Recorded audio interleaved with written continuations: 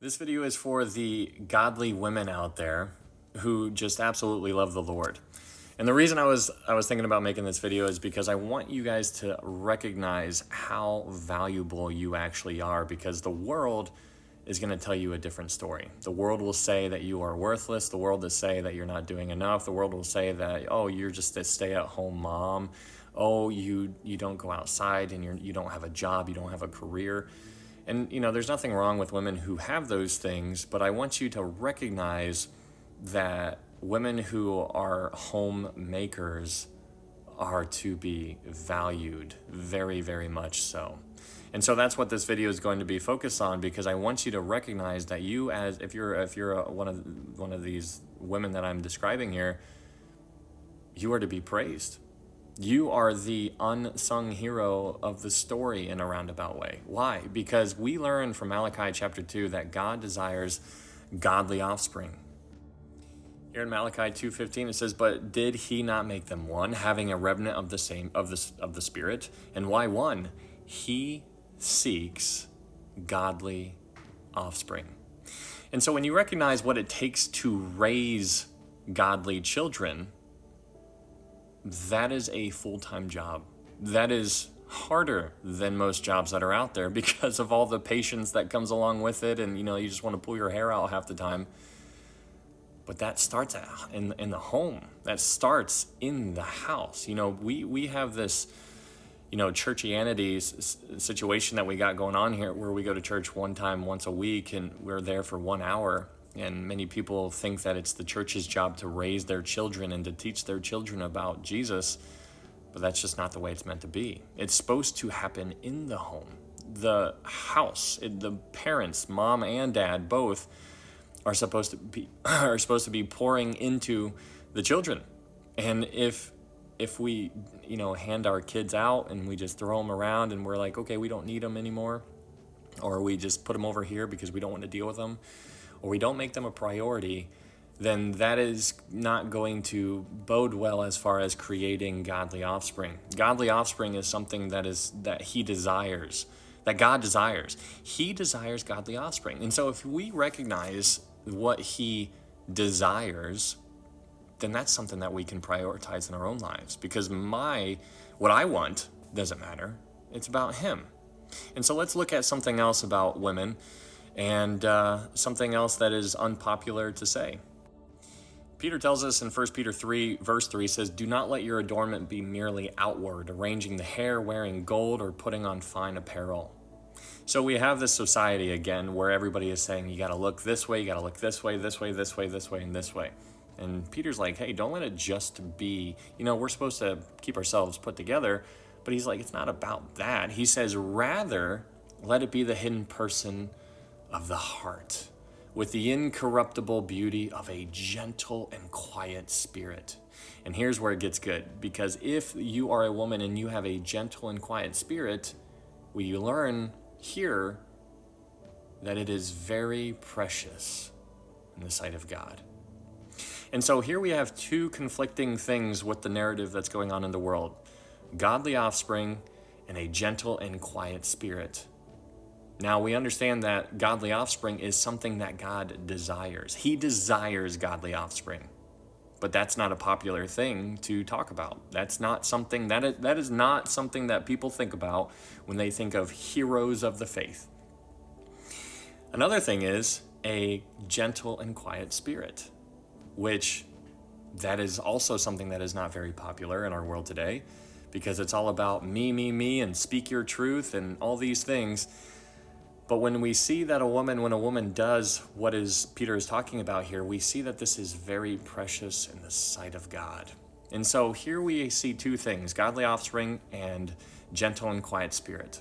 And we're told that God desires godly offspring.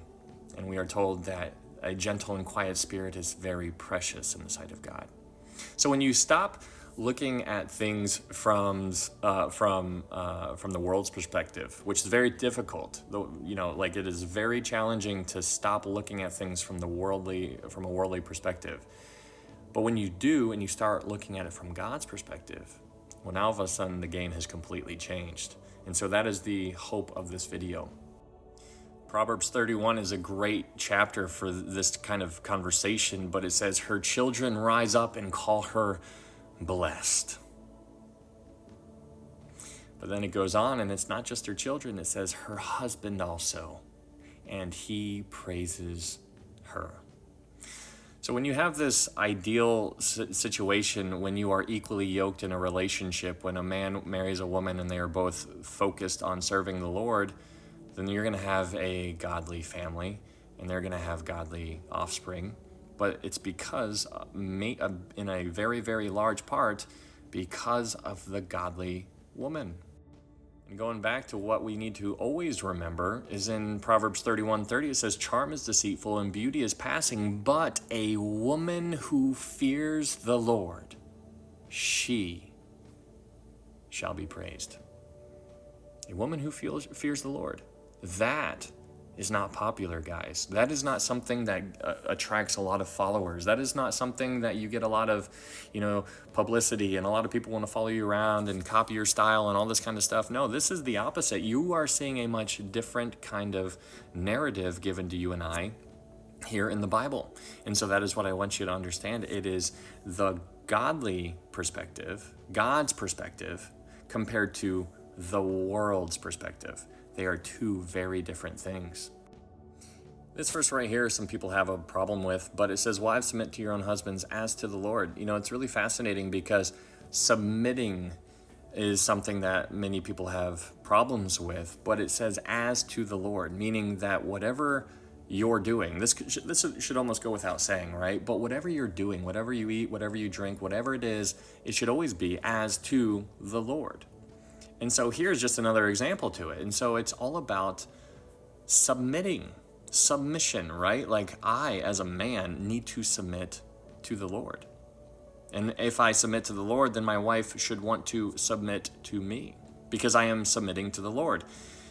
And so you're seeing a man and a woman in a relationship, and you're seeing two people who think very differently on, they're looking at the same picture, but there's two brains there. They see it completely different.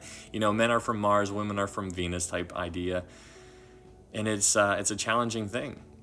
But we need to do whatever we're doing as to the Lord. And that's a tough pill to swallow, because then all of a sudden it becomes not about me. And I don't like that. I want it all to be about me, right? I'm a very selfish individual. But it's not about you. It's not about me.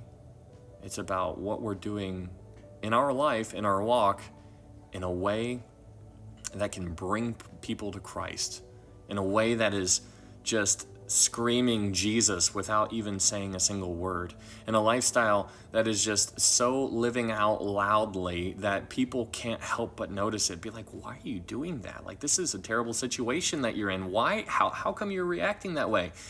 And then you'll have the opportunity to be like, can I tell you about my Jesus? And that's what it's all about. So this is for you, women out there. You guys are, again, like I said before, you are the most unsung heroes of our time, and I just want to give you a huge shout out, because without you, godly offspring would almost cease to exist. You guys are awesome. You guys are amazing. So thank you for everything you do. And if you're a man and you have one of these godly women, that is from the Lord, and you should be thankful for it, because it's a gift. And so use what you've been given to glorify the Lord.